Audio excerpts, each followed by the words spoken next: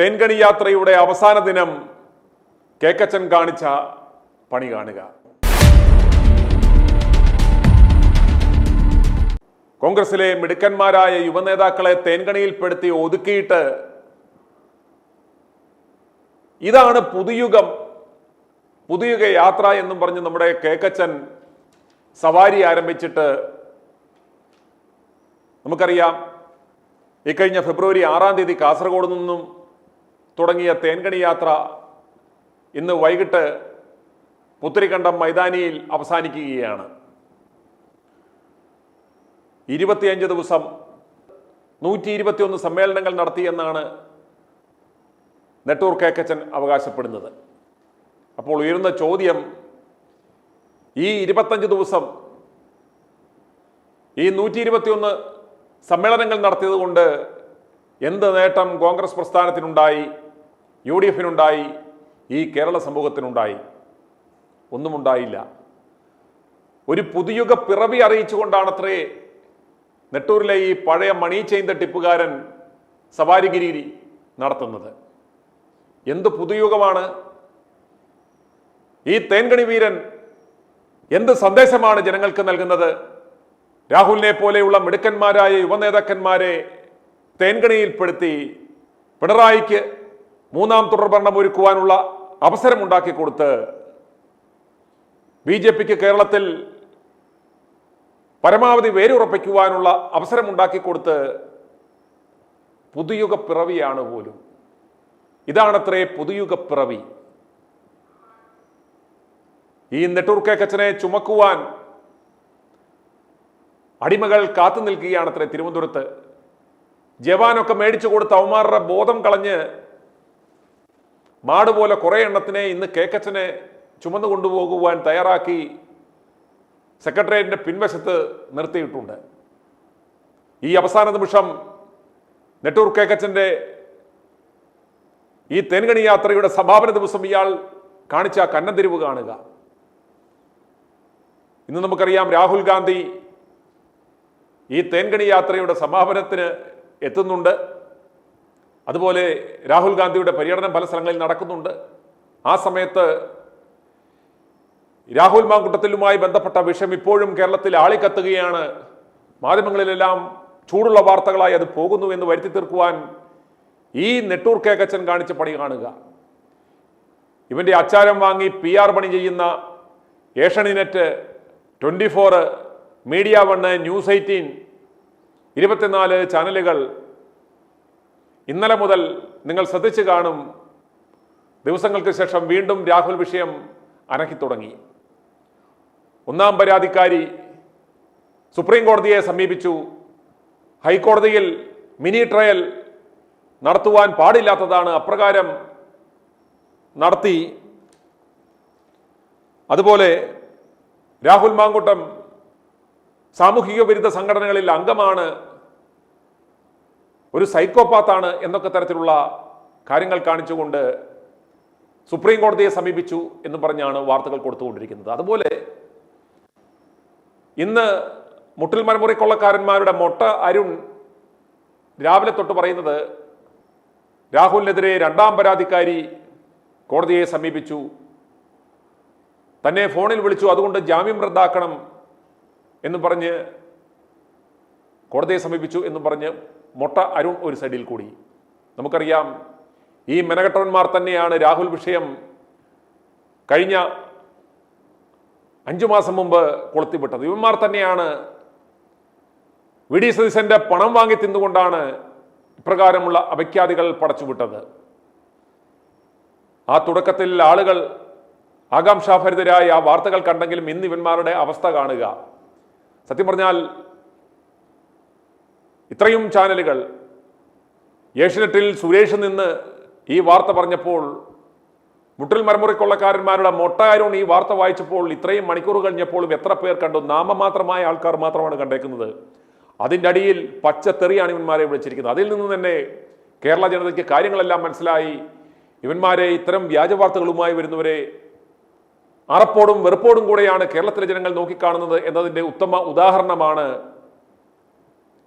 ഇന്ന് ഇവന്മാർ കൊടുത്ത ആ വാർത്തയ്ക്ക് താഴെ വന്ന ജനങ്ങളുടെ കമന്റുകൾ. ആയിരക്കണക്കിന് കമന്റുകൾ ഇവന്മാർ ഡിലീറ്റ് ചെയ്ത് കളഞ്ഞിട്ടും ഇപ്പോഴും കിടക്കുന്ന കമന്റുകൾ നിങ്ങളൊന്ന് കാണുക. നമുക്കാദ്യം ഏഷ്യനെറ്റിലും റിപ്പോർട്ടിലും വന്ന രാഹുലിനെതിരെ കൊടുത്ത ഈ വ്യാജ വാർത്തയുടെ തേൻകണി സതീശന്റെ PR ഏജൻസി, ഈ തേൻകണി സതീശൻ അവന്റെ തേൻകണി യാത്രയ്ക്ക് മുമ്പ് രാഹുലിനെ വീണ്ടും ക്രൂശിക്കുവാൻ രാഹുൽ ഗാന്ധി കേരളത്തിലെത്തിയപ്പോൾ ഈ വിഷയം ഇപ്പോഴും ആളിക്കത്തിക്കുവാൻ വേണ്ടി ചെയ്ത ആ വാർത്തയുടെ അടിയിലെ കമന്റ് ഒന്ന് കണ്ടിട്ട് ഉടനെ മടങ്ങി വരാം. ഇതൊക്കെ രാഹുൽ മത്സരിക്കാതിരിക്കാനും മത്സരിപ്പിക്കാതിരിപ്പിക്കാനും തൽപര കക്ഷികൾ ചെയ്യുന്നതാണ്. ഇവർക്കൊക്കെ സുപ്രീം കോടതിയിൽ പോകാൻ എവിടെ നിന്നും പണം കിട്ടുന്നു? 2 മാസമായി പുറത്തുള്ള രാഹുൽ ഇതുവരെ ആക്രമിച്ചോ എന്ന് സുപ്രീം കോടതി ചോദിച്ചാൽ എന്ത് ചെയ്യും? ഇത്രയൊക്കെ പൈസ എവിടുന്ന് കിട്ടുന്നു? ഈ ഉടായിപ്പ് അവസാനിപ്പിച്ചില്ലേ? ഒരു കോപ്പും നടക്കില്ല. ദയവായി ഇത്തരം അസംബന്ധ വാർത്തകൾ നൽകരുത്. ഓ ശരി, മനസ്സിലായി. അതെ, വർണ്ണന ആവശ്യത്തിലധികം. ഓ വീണ്ടും തുടങ്ങിയോ? സുപ്രീം കോടതിയിൽ പോകുവാനുള്ള പണം ഇറക്കുന്നത് CPM ആയിരിക്കും. നിയമസഭാ ഇലക്ഷൻ കഴിയുന്നതുവരെ ഉണ്ടാവും ഈ കളികൾ. അത് കഴിഞ്ഞാൽ രാഹുൽ ഉണ്ടാവില്ല, കോടതിയിലും ആരും പോവില്ല. എല്ലാം ഇലക്ഷൻ കളികൾ. ജാമ്യം കൊടുത്തുകൊണ്ടുള്ള വിധിയിലെ പരാമർശങ്ങൾ അതിജീവിതയ്ക്ക് അനുകൂലമല്ല എന്ന് വ്യക്തമാണ്. ഇനി ജാമ്യത്തിനെതിരെ ഹർജി കൊടുക്കുവാൻ ഉദ്ദേശമുണ്ടെങ്കിൽ ഇത്രനാൾ കാത്തിരുന്നത് എന്തിന്? ജാമ്യം റദ്ദാക്കുകയോ അതല്ല സമയബന്ധിതമായി വിചാരണ നടത്തുകയോ ഏതാണ് വേണ്ടത്? പലതവണ ബലാത്സംഗം ചെയ്യുവാൻ എന്തിനാണാവോ പോയത്? രാഹുൽ രക്ഷപ്പെട്ടു, സുപ്രീം കോടതി രാഹുലിന് അനുകൂലമാകും. ഇനി മൊട്ടയരുണിൻ്റെ മരമുറി ചാനലിലെ കമൻറ്റുകളാണ് കാണാൻ പോകുന്നത്. എന്ന് വ്യാജ അതിജീവിത. അരുൺ സാറേ, അങ്ങേക്ക് മാത്രം ഇനിയും നേരം പുലർന്നിട്ടില്ലേ? രാഹുൽ പാലക്കാട് സ്വതന്ത്രനായി മത്സരിക്കാതിരിക്കുവാനുള്ള സതീശൻ്റെ പണിയാണിത്. മൊട്ടയ്ക്ക് പിന്നെയും ലോട്ടറി അടിച്ചല്ലോ. മൊട്ടയെ ചീറ്റിപ്പോകും. ഞാൻ ഹൈക്കോടതിയുടെ വിധി മുഴുവനും വായിച്ചു മനസ്സിലാക്കിയതാണ്. നീ വെറുതെ ജനങ്ങളെ ഇനിയും പറ്റിക്കുവാൻ നോക്കേണ്ട. ഇലക്ഷൻ വരെ ഓടിക്കണം രാഹുലിനെയും കൊണ്ട്. രാഹുൽ പാലക്കാട് സ്വതന്ത്രനായി മത്സരിക്കാതിരിക്കുവാൻ സതീശൻ കളിക്കുന്ന കളിയാണിത്. എവിടുത്തെ അതിജീവിത? നിർത്തട നിന്റെ ഉടായിപ്പ്. ജനം മടുത്തു. സതീശനാണ് ഇതിന് പിന്നിൽ. പാലക്കാട് രാഹുൽ സ്വതന്ത്രനായി മത്സരിക്കാതിരിക്കുവാനുള്ള തന്ത്രം സതീശൻ നാറിയ കളി വീണ്ടും കളിക്കുകയാണ്. ദിലീപിൻ്റെ ജാമ്യം സമയത്ത് പിന്നെ എങ്ങനെയാണ് നടന്നത്? നിങ്ങൾ എത്ര ശ്രമിച്ചാലും ദൈവം വിചാരിക്കുന്നത് നടക്കും. രാഹുലിനെ നശിപ്പിക്കുവാൻ പറ്റില്ല. രാഹുൽ വിജയിക്കും. നാണമില്ലേ അരുൺ? പ്രധാനപ്പെട്ട വാർത്ത മൊട്ടയ്ക്കല്ലേ? ഞങ്ങളിതൊക്കെ കുറേ കണ്ടതാ. നമ്മൾ ഈ കണ്ട കമൻറ്റുകളിൽ നിന്നും തന്നെ കേരളത്തിലെ ജനങ്ങൾ ഇത്തരം വ്യാജ വാർത്തകളോട് എങ്ങനെ പ്രതികരിക്കുന്നു എന്ന് മനസ്സിലാക്കാം. വളരെ കൃത്യമായി കേരളത്തിലെ ജനങ്ങൾ ഇതിൻ്റെ പിന്നിൽ VD സതീശനാണെന്നും ഇവൻ്റെ ഉദ്ദേശശുദ്ധി ഈ രാഹുൽ ഗാന്ധി വന്ന ആ ദിവസം തന്നെ കുളം കലക്കുവാൻ, ഈ വിഷയം ഇപ്പോഴും കേരളത്തിൽ സജീവമായി ചർച്ച ചെയ്യുന്നു എന്ന് വരുത്തി തീർക്കുവാൻ വേണ്ടി ചെയ്ത ഈ തേൻകണി സതീശന്റെ കുബുദ്ധിയാണ് എന്ന് കേരളത്തിലെ ജനങ്ങൾ മനസ്സിലാക്കി എന്ന കാര്യത്തിൽ യാതൊരു സംശയവും വേണ്ട. അതുകൊണ്ട് തന്നെ മറ്റുള്ള മാധ്യമങ്ങൾ കൃത്യമായി ഈ വ്യാജവാർത്തകൾ പടച്ചുവിടുന്ന മാധ്യമങ്ങൾക്കുള്ള കൃത്യമായ സന്ദേശമാണ് ജനങ്ങളുടെ. അതുകൊണ്ട് തന്നെ അവന്മാർ ഒരു പരിധിയിൽ കൂടുതൽ ഇതെടുത്തിട്ട് ഇനി അലക്കത്തില്ല. കാരണം അത് വിലപ്പോകില്ല. ജനങ്ങൾ അതിനെ വില കൽപ്പിക്കത്തില്ല. സ്റ്റുഡിയോയിൽ കയറി കാലേ വാരി തറയിലടിക്കും എന്ന് ഇവന്മാർക്കറിയാം. അതുകൊണ്ട് ഇന്ന് ഞങ്ങൾ ഇപ്രകാരം ഉള്ള ഇവന്മാർ കൊടുത്ത ഈ വ്യാജ വാർത്തയും അതിൻ്റെ അടിയിൽ വന്ന ഈ കമൻറ്റും നിങ്ങളെ കാണിക്കുവാൻ കാരണം ഇന്ന് തന്നെ എനിക്ക് ആയിരക്കണക്കിന് കോളുകളാണ് രാവിലെ മുതൽ ലഭിച്ചുകൊണ്ടിരിക്കുന്നത്. സാറേ, ഇത് ഇന്നലെ വൈകിട്ട് മുതൽ ഇവന്മാർ വീണ്ടും ആരംഭിച്ചു. ഇതിൻ്റെ ഉദ്ദേശം ഇതാണ്, ഈ VD സതീശനാണ് ഇതിൻ്റെ പിന്നിൽ എന്ന് ആയിരക്കണക്കിന് ജനങ്ങൾ എന്നെ വിളിച്ചുകൊണ്ടിരിക്കുകയാണ്. അന്നേരം വളരെ സന്തോഷം തോന്നി. കാരണം കേരളത്തിലെ ജനങ്ങൾ സത്യാവസ്ഥ മനസ്സിലാക്കി. നമ്മുടെ മിഷൻ 250 നമ്മൾ കണ്ടിന്യൂ ചെയ്യുന്ന മിഷൻ 250യുടെ ഒരു വിജയം കൂടിയാണ്. കാരണം കേരളത്തിലെ ജനങ്ങൾ ഇവന്മാരുടെ പൊള്ളത്തരങ്ങൾ മനസ്സിലാക്കി തുടങ്ങി എന്ന കാര്യത്തിൽ യാതൊരു സംശയവും വേണ്ട. അതുകൊണ്ട് തന്നെ നമ്മൾ ആരംഭിച്ച ആ മിഷൻ 250യുടെ 145-ാം ദിനമാണെന്ന് വളരെ വിജയകരമായി നമ്മളുടെ ആ മിഷൻ നമ്മൾ മുന്നോട്ട് കൊണ്ടുപോവുകയാണ്. അന്നേരം ഇതിൽ നിന്ന് ഒരു കാര്യം മനസ്സിലാക്കുക. നമ്മൾ പറഞ്ഞു, തെരഞ്ഞെടുപ്പിൻ്റെ ആ ദിനം വരെ ഇവന്മാർ ഇത്തരത്തിലുള്ള മ്ലേച്ഛമായ പ്രവർത്തനങ്ങൾ തുടർന്നുകൊണ്ടേയിരിക്കും. രാഹുലിനെതിരെ ഓരോ ദിവസവും ഒന്ന് ഓർത്തു നോക്കുക. ഈ പരാതിക്കാരികൾ കോടതിയിൽ തിരിച്ചടി നേരിട്ട് എവിടെയായിരുന്നു നമുക്കറിയില്ല. കൃത്യമായി ഇവന്റെ തേൻകണി യാത്രയുടെ സമാപന ദിവസം തന്നെ അത് സുപ്രീം കോടതി വരാനും സെഷൻസ് കോടതിയിൽ വീണ്ടും അപ്പീൽ പോകാനും ഒക്കെ കൃത്യം ഡേറ്റ് നോക്കി പ്ലാൻ ചെയ്യുന്നത്. എടാ നെട്ടൂരിലെ പഴയ മണി ചെയിൻ തട്ടിപ്പുകാരാ, നിന്റെ ആ അളിഞ്ഞ ബുദ്ധിയാണെന്ന് മനസ്സിലാക്കുവാൻ പാഴൂർ പടിപ്പുരയിൽ പോയി കബഡി നിർത്തേണ്ടതിൻ്റെ ആവശ്യമില്ല. ഇവിടെ അരിയാഹാരം കഴിക്കുന്ന ജനങ്ങൾക്ക് നിന്റെ ഈ ചെറ്റത്തരം മനസ്സിലാക്കാൻ സാധിക്കുമെന്ന് നീ മനസ്സിലാക്കുക. പ്രിയമുള്ളവരെ, കേരളത്തിലുള്ള സകല ജനങ്ങളും ജാഗരൂകരായിരിക്കണം. ഈ കോൺഗ്രസ് നേതാക്കന്മാർക്ക്, ഈ തേൻകണി വീരന്മാർക്ക് യാതൊരു കാരണവശാലും നേരം വെളുക്കത്തില്ല.